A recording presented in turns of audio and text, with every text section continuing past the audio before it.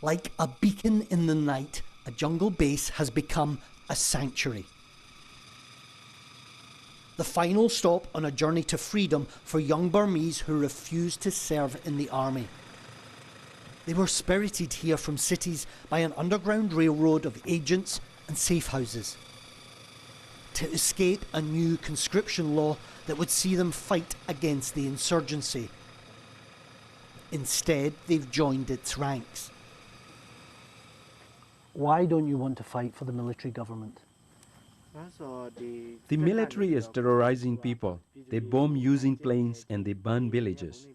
I will never fight for their side. I will help and fight alongside the revolutionary forces. And they aren't the only ones fleeing. Across Karenni State, hundreds of camps for the displaced have sprung up. Young and old, they live in fear. It's a hard scrabble existence. Heartbreak is a way of life here. Some 2.5 million people have been forced to say goodbye to their homes since the military coup. They've left their farms and rice paddies to avoid the hundreds of army airstrikes that target opposition-held territory. A relentless air campaign has civilians running for their lives.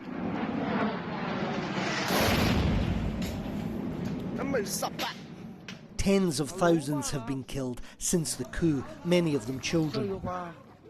The bombs fall daily. The state capital, Loiko, is now a ruin.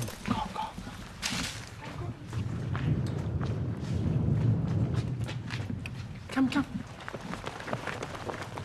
We follow Cobra and his best buddy Sam on patrol.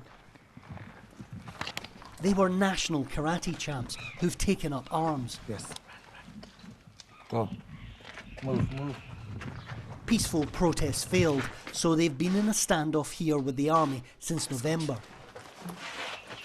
And off this street, the Burma army there. So we have to run.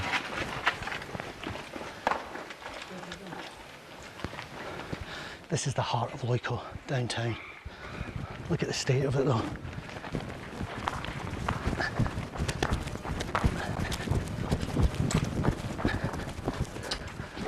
There's destruction everywhere. If we just look over here, look at the destruction in the buildings. This is incendiary drones were dropped here, artillery, airstrikes. We know this was the military junta because the rebels don't have that kind of weaponry. Oh, it's something else. Silence, because there are no civilians here, they've fled. Because the junta doesn't distinguish between rebel fighters, between resistance fighters and civilians. It's labelled them all as terrorists. In fact, about 8 kilometres from here, just yesterday, military airstrike killed a family of 6, including 2 children. So wherever they attack, they turn these places into ghost towns.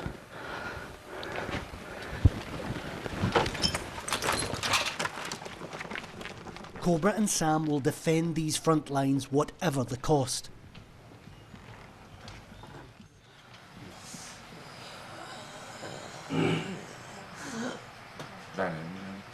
This is a struggle of the young against the old, a new generation battling a military elite, and it's Myanmar's youth that's sacrificing most. Ong Ne is just 23. He took shrapnel to his femoral artery in an attack on a military base. His comrades comfort him as much as they can. Not all revolutionaries carry a gun. Dr. Yori was in his last year of medical school and abandoned his studies to help in this secret hospital treating fighters and civilians alike.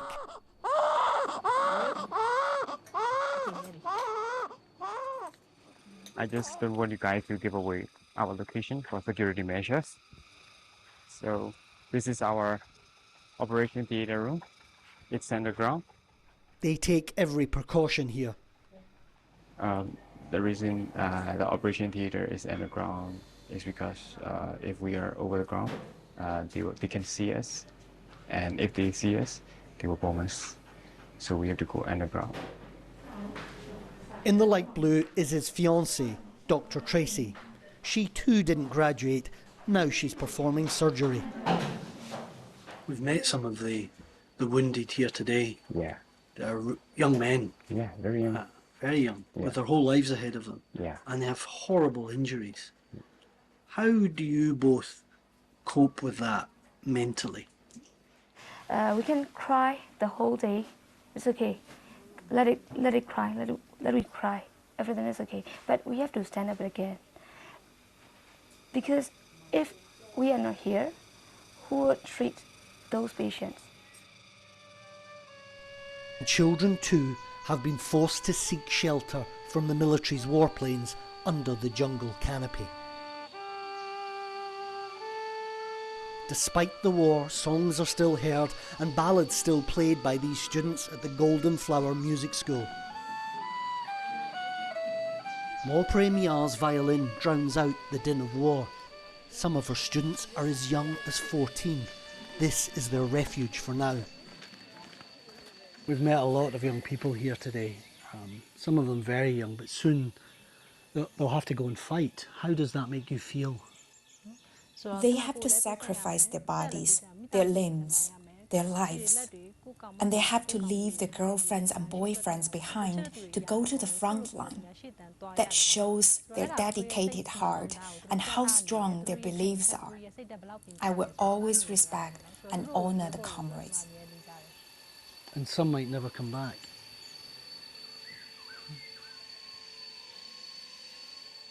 And this is the toll that Myanmar's fight for freedom takes on Maupre Mia and the young.